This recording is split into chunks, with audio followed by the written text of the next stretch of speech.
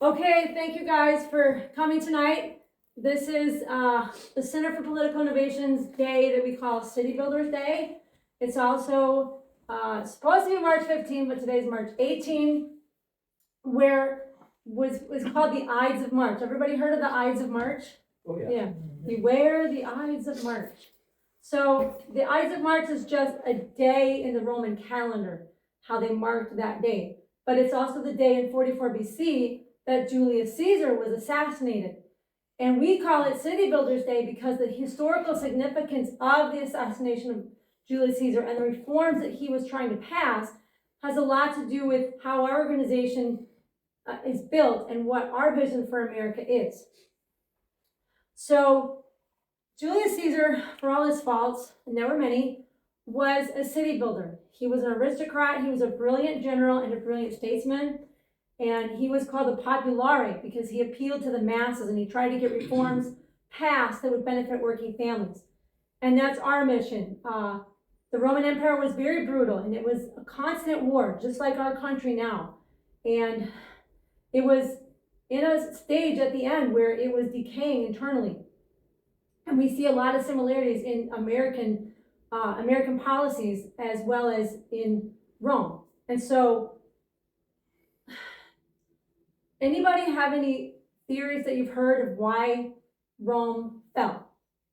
Really briefly. Lead pipes. Lead pipes? Any other theories? That Caesars were Massive corrupt. debts and too many circuses. The bread and circuses, we're going to get to that. So debt, the lead pipes was bad for their health. Corruption. Nero played while Rome fell. Okay, Nero. So Caesar was before Nero, but Caesar's assassination kind of marked the beginning of the end. And we're going to get into a lot of the things that we understand economically of why they fell. And the thing is, historians put out a lot of theories about why Rome fell, but they never curiously blame the elites who were running the show. So it was very unsustainable. There was constant warfare, and there was massive debt, as you said, and the burden of the warfare was placed on the working class. So it was very, very unsustainable. So before, a lot of people were cheering for the fall of Rome, just like they might be cheering for the fall of America. But we want to ask, was the fall of Rome good for humanity? And would the fall of America be good for humanity? But before we answer those questions, I'm going to share with you 3 things. First, I'm going to share with you the struggle of the Roman people throughout history to fight for representation in government. And I'm going to share with you the reforms that Caesar made for working families that got him killed.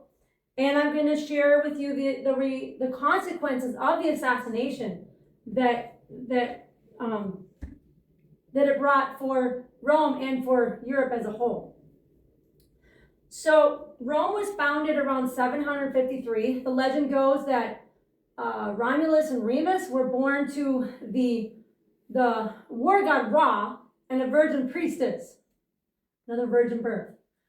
And they were, the king at the time had them thrown into the Tiber River, but miraculously they survived, and they were suckled by a she-wolf. Right? Anybody seen that before? Yeah.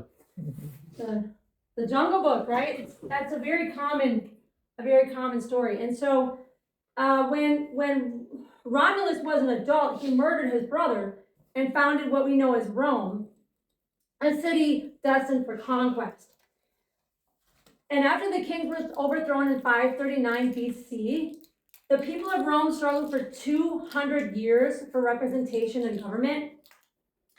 And I'm going to read from you a quote from Michael Parenti's book, The Assassination of Julius Caesar, about how the nations around them felt and how they were affected by these endless wars.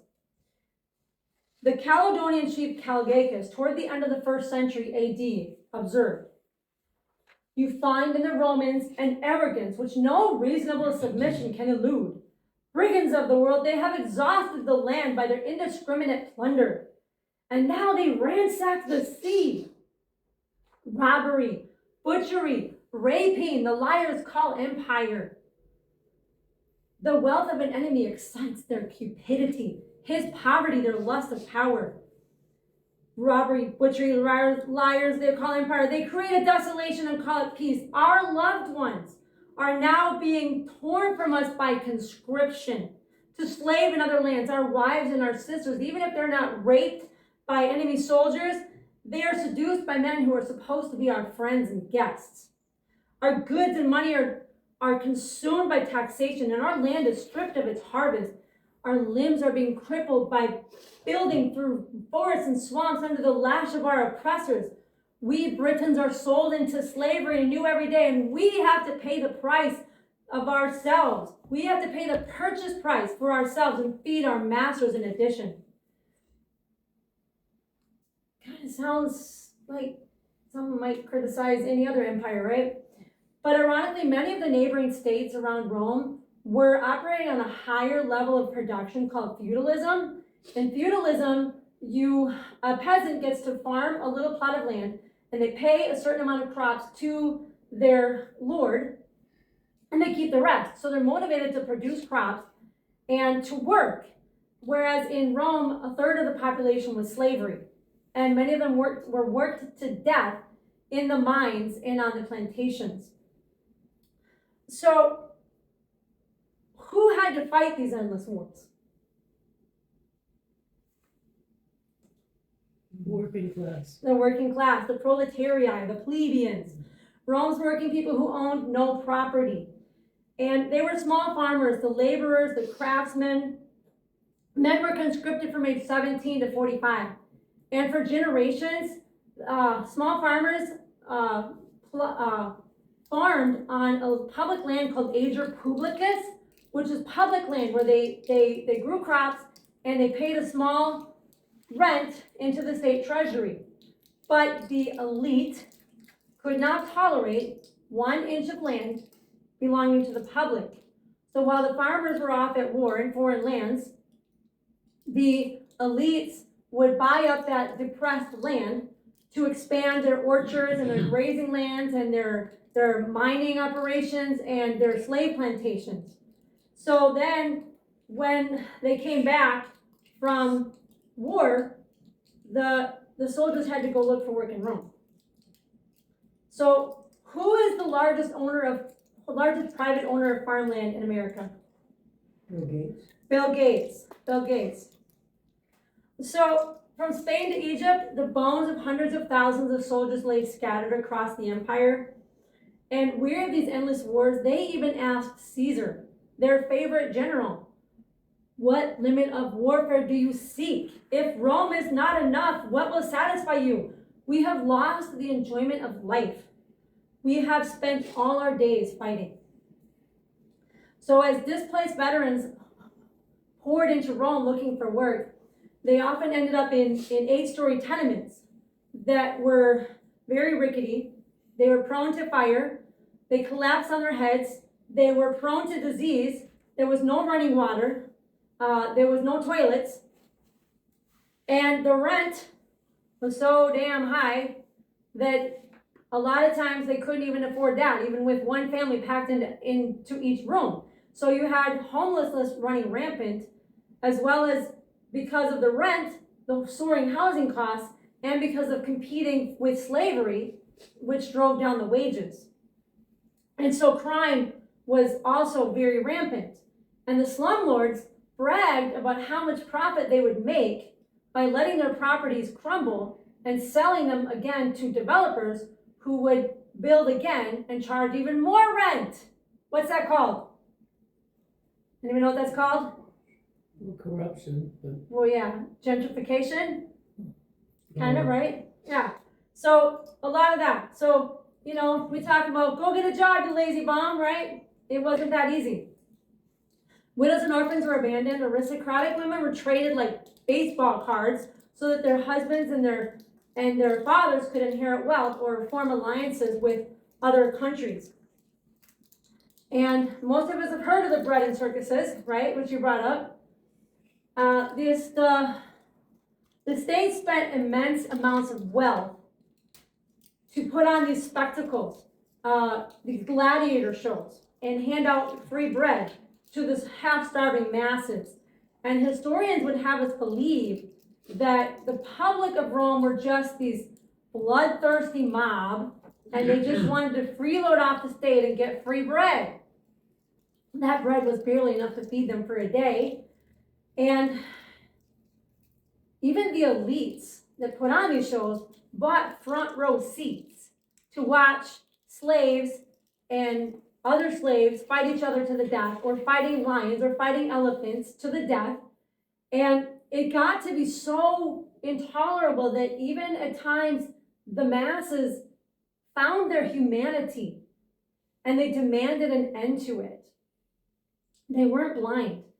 And they even rebuked Caesar, their favorite leader, for spending so much of the state's money on these nonsense, on this senseless violence.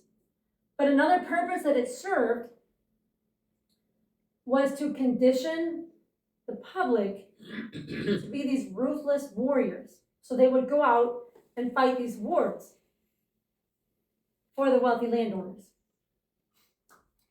So it was hard. And what are some ways that our society normalizes violence? Any ideas? Hollywood movies. Yeah, and they're run by the military-industrial complex. They get the weapons for their movies, so the military-industrial complex sets the script. So war. But the people weren't blind. They recognized genuine leaders. They rallied behind populist leaders and they rejected kings. As I said, they overthrew the kings and they wanted representation. And they often organized strikes to protest against military conscription.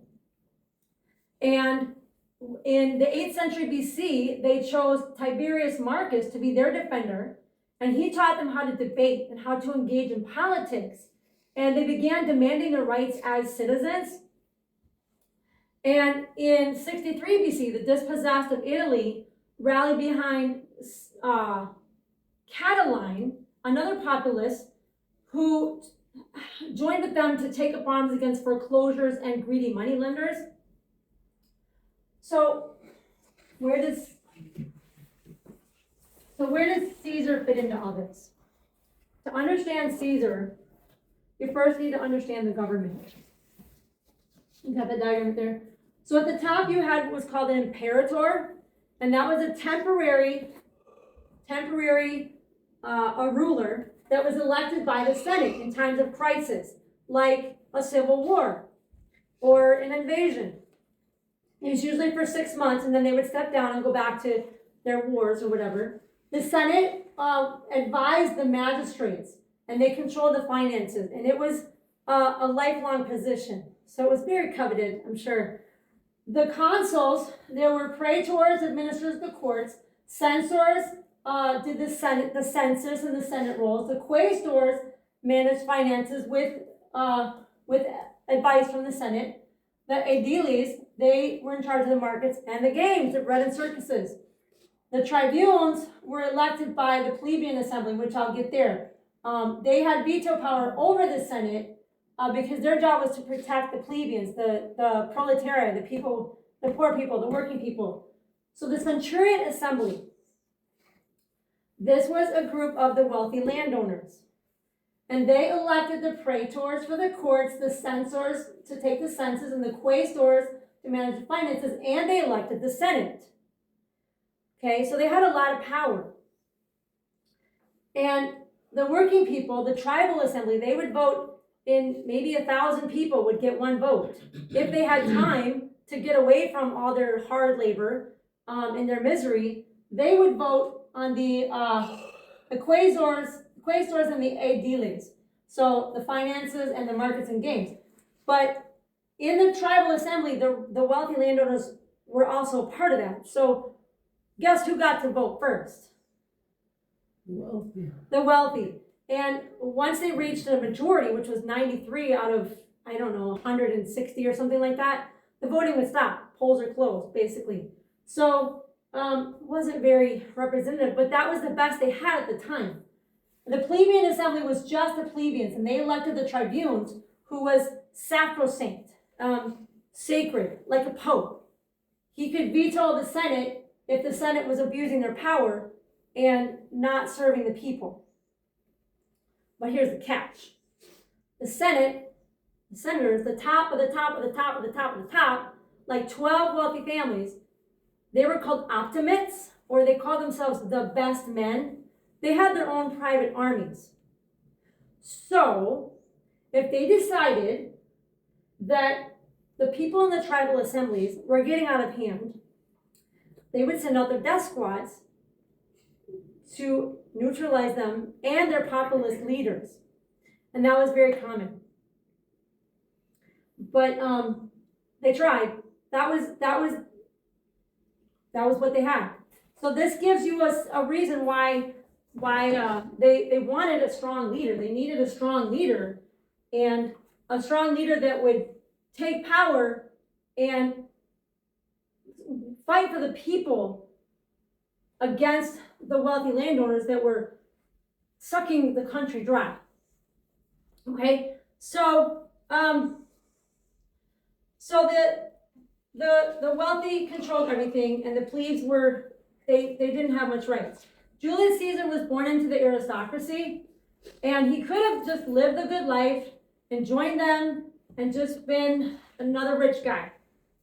But he took after his uncle Marius, who was another populist leader who tried to enact land reforms and tax reforms that would serve working families and that would improve the economy and that would build. That's what we want. We want city builders, right? So he spent years climbing the corporate ladder, not the corporate ladder. Same thing, right? Climbing the ladder in politics all the way up to a proconsul, which was a governor of Spain. So his territory was over here. This is where he cut his teeth on wars, down here in this territory. And here's Rome right here. And this was all of Spain at the time, before the decolonization and more conquest. And so he eventually moved up to Gaul to start fighting wars. And that's how he accumulated his wealth. You know, he was obviously robbing the cities of their wealth, but you know, he wasn't much of a family man. He sacked towns and pillaged their shrines and temples. But what do you think he did with that money? Well, he threw extravagant parties and he used it to buy votes. But that was just normal at the time. Everybody bought votes, so it wasn't that out of the ordinary. But Caesar really scared the Optimates. After 49 BC, he came into Rome with his army when there was the Optimates. The Senate was trying to foment a civil war by turning his, I'll say, co-partner in government that they had been governing together with a third guy, but that guy died, and so then it was two, and then it was these two rivals. So Pompey was his rival, and the Optimates were turning Pompey against him. And Caesar wanted to take over the government for the people. He wanted to come in and make Rome great again. Murga! Okay? But he learned really quickly that the only way to do that was to appeal to the masses. And so, like I said, he, as well as his uncle and other populares, they bypassed the Senate and they bypassed the centurion assemblies and they went straight to the tribal assemblies. And they got land reforms and tax reforms passed, which struck fear into the Senate's heart because they were losing their power. The Senate was being diluted. So I'm going to share with you some of Caesar's accomplishments that struck fear into the senators' hearts. And then you're going to see why he was so popular and why that scared the Senate. So much like Franklin D. Roosevelt, he went on a campaign of works progress administration, so to speak. He understood that he needed to use the wealth of the republic to save the system. And so, like I said, he went through the tribal assemblies instead of the central assemblies that were run by the blood-sucking vampire class. He drafted measures to reroute the Tiber River. It didn't actually go through, but the plan was to reroute the Tiber River so that Rome wouldn't flood, because it was very prone to flooding. And he put the unemployed and the veterans and the skilled laborers to work fixing up the drainage in the city so that it wouldn't flood. And they widened the roads, and they passed laws about not having wheeled vehicles in the city, so it reduced congestion. And he formed building codes, so the buildings wouldn't collapse on your head. What a crime. And he drafted measures to build a harbor in Ostia, which is kind of like down here on the coast of Italy. And he also designed a canal that would go across the Isthmus of Corinth. He wasn't able to see it fulfilled in his lifetime, but these are the kind of projects that he envisioned for infrastructure. And fun fact, at the time Rome was operating on the lunar calendar, which made the seasons, the planting and the harvesting and the parties, the annual festivals, out of sync with the seasons. And so he put his mathematicians and his astronomers to work making a solar calendar with a leap year, which we still use today. Except he didn't get credit for it. The Christians got credit for it. But that's all right. We still use it. So it was his accomplishment. He enacted a lot of economic reforms. Caesar canceled canceled rent for low-income renters for 1 year. Imagine, 1 year of rent paid. And he deposited the spoils of war into the public treasury. I mean, if you're going to go to war, you might as well share it with the people, right? That's kind of how our system worked in the beginning after World War II. The elites, the upper class workers, like the managerial class, they were able to get these higher wages and the union wages. I'm not saying unions are bad, they're good, but all these benefits came from sharing in the booty of the wars around the world. But we don't get that anymore. Everybody's poor now. But so he also, from that wealth, he paid 22 years of wages to legionnaires and 5 to 6 years of wages to skilled laborers out of the wars. And he limited the amount of slaves that the wealthy landowners could have, so they would create more jobs for the people. And he taxed luxury goods that were imported to make the wealthy pay for their luxurious lifestyle. Tariffs, right? It's not always a bad thing. He also went on an anti-corruption campaign, a lot like Xi Jinping is doing in China, rooting out corruption. So the first thing he did was, in the Senate, instead of 600, he put 900 people in the Senate. And so he chose people from all around the empire, influential leaders from Spain and Gaul, and senators that were pillaging their provinces. He removed them and replaced them with upstanding citizens from across the empire, influential leaders, even freed slaves.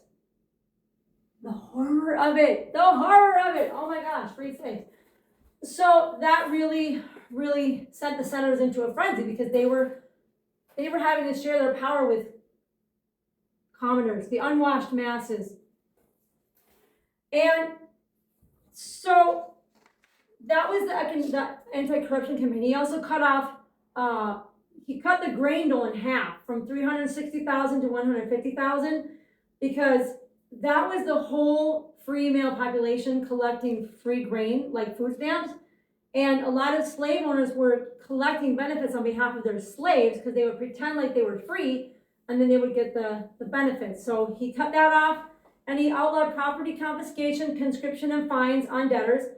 And his greatest crime in the eyes of the Senate was that he erased 1/4 of all outstanding debt to cut back on usury.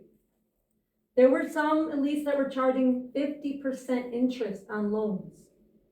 So who could pay that? Anyways, he also expanded property and citizenship rights. During his last consulship in 46 to 44 BC, he founded new settlements in the countryside.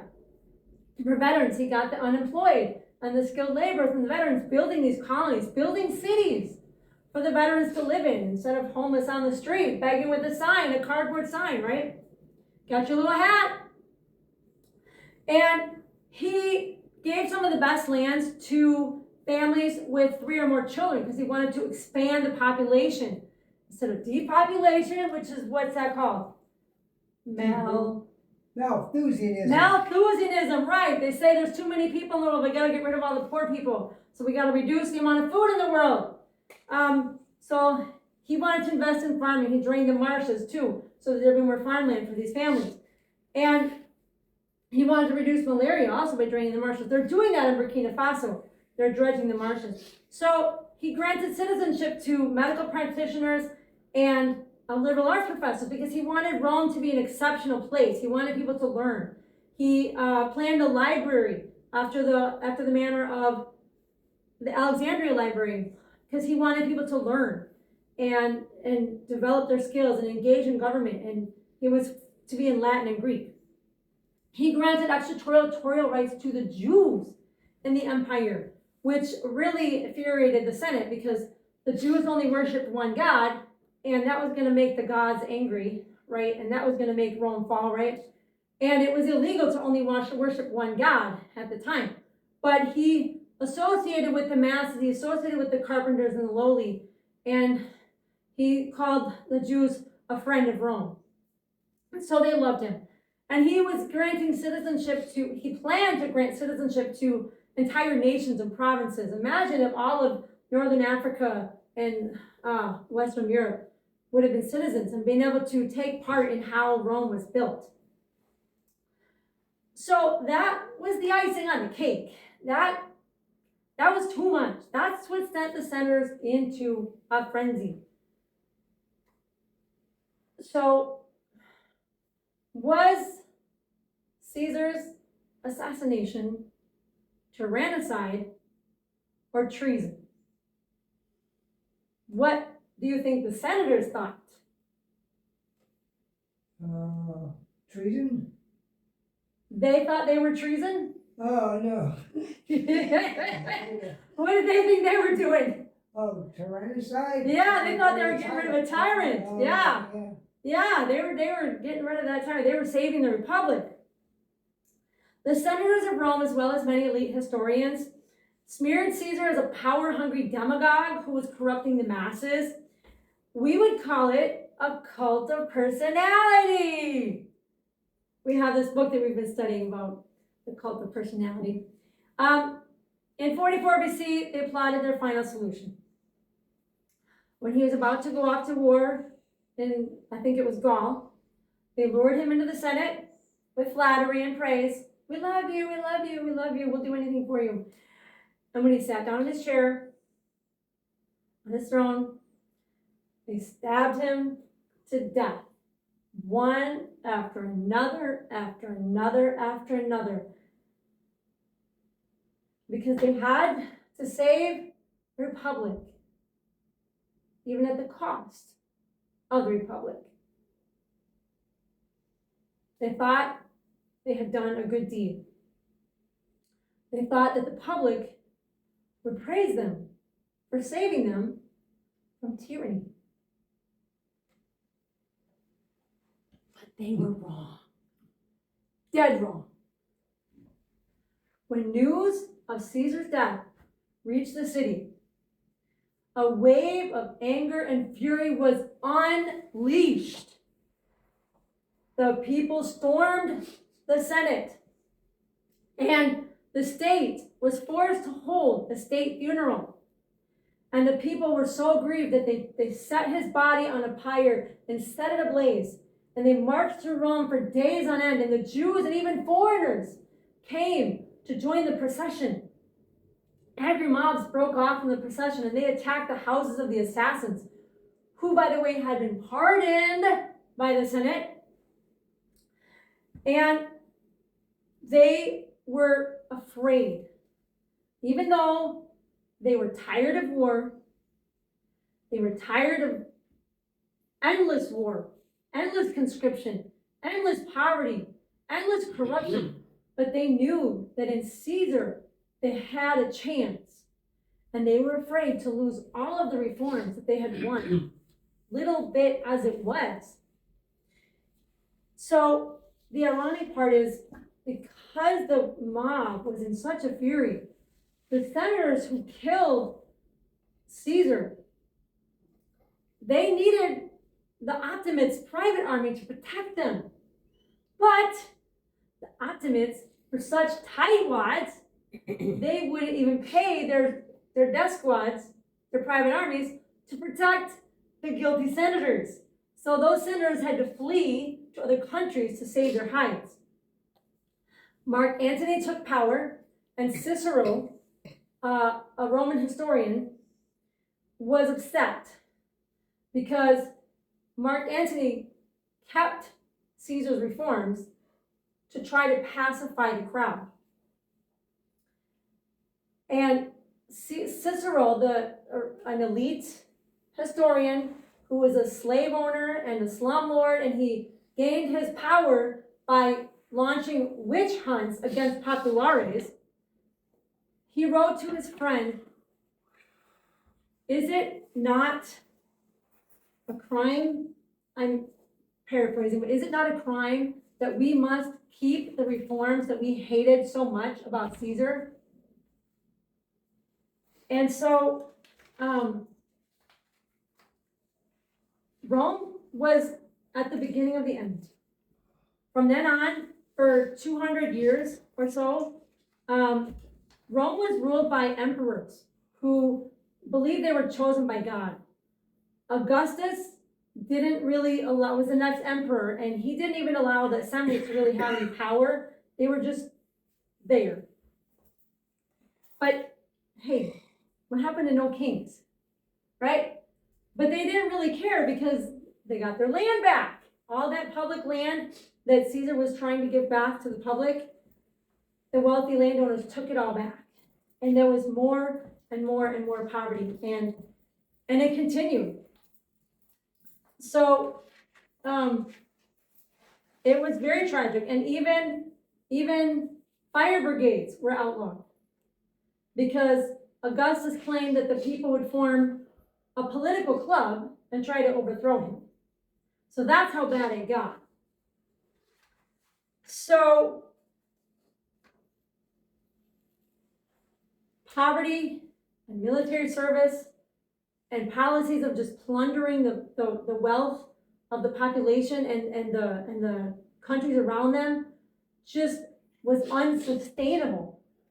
And it brought the collapse of Rome. And in the end, they were too weak to even raise their own army to protect them against the barbarians who were invading. They had to conscript Germans to fight off the barbarians that were invading them. And if that wasn't enough, when Theodosius I allowed the Christian leaders, the Christian authorities to take power, they started closing higher education schools that taught Plato's philosophy and astronomy and mathematics. And a lot of these teachers were forced to flee or to convert to Christianity. So the Vandals who invaded, they worshipped Odin, the god of grit and valor, and they believed that by all these wars and destruction, that they would be taken to Valhalla, which is a mythical land where they would fight with the god Odin in a final showdown between the gods. And so they destroyed everything that other civilizations had built. And they lived in the woods. They weren't city builders like Caesar. You know, despite Caesar's faults, he was a city builder. These were what we would call terrorists today. All they do is go around and plunder and bomb.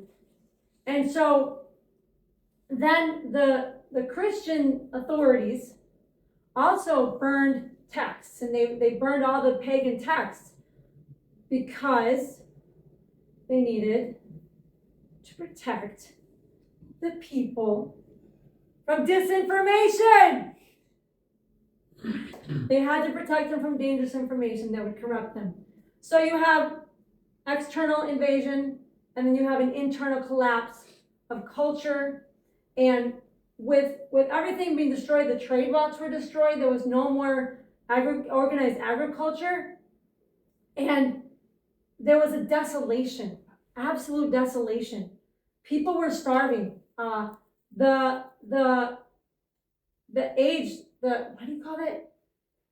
life expectancy went down by about 5 years overall in Europe. And archaeologists have dug up bones that showed that the average height went down as well because of malnutrition and food scarcity. And so we're kind of seeing the same thing in the world today. And it took over 1,000 years for Europe to recover its population pre-invasion. And it took the Islamic Enlightenment and the advances of China's technology that came down the Silk Road, and progressive-minded thinkers were traveling along there, and they found new ideas, and they started building again. And so we have a similar situation in America where we have endless wars, and our policies are just sucking the wealth out of our cities and out of other countries. But you saw in Burkina Faso that Tom and I explained, and you saw with the Belt and Road, again, out of the East, that there is a better way than constant war. There's win-win trade organizations like the BRICS. BRICS is Brazil, Russia, India, China, South Africa. And a lot of countries have joined them in a system of win-win trade economics. And you saw the Belt and Road Initiative that Gary showed us, and all the projects that they're doing all around the world, because they're building up other countries so that the whole world can prosper. And they're city builders. And like in Burkina Faso, they're investing in agriculture and industry and education and healthcare. And they're rising the people out of poverty, and they are aligned with their neighbors. They are allied, not subject to, but allied with other anti-imperialist countries like China, like Russia, like Venezuela, like Cuba. And our media wants to smear them as dictators and evil, and they're oppressing the people. But when you're a country that's under siege, you have to have a strong leader that will challenge the imperialists that are invading from without and from within. And so, just like Caesar accumulated power for himself to break the oligarchic stranglehold on Rome, there are other leaders that do the same in the countries that our media smears as evil. Even in Burkina Faso, they say, oh, it's a military junta, and they passed this law and they passed that law, and that's so oppressive, and the people are human rights violations, right? The UN representatives, they ejected 2 UN representatives, ambassadors, because they were making up lies about human rights violations. So we have to be careful about the media that we accept, and we have to take things one thing at a time and see what are these countries doing, right? Are they building or are they destroying? And we in America, at the Center for Political Innovation, we have a vision as well, because we say that we need a government of action that fights for working families. We have a 4-point plan to save America. I had fun making this.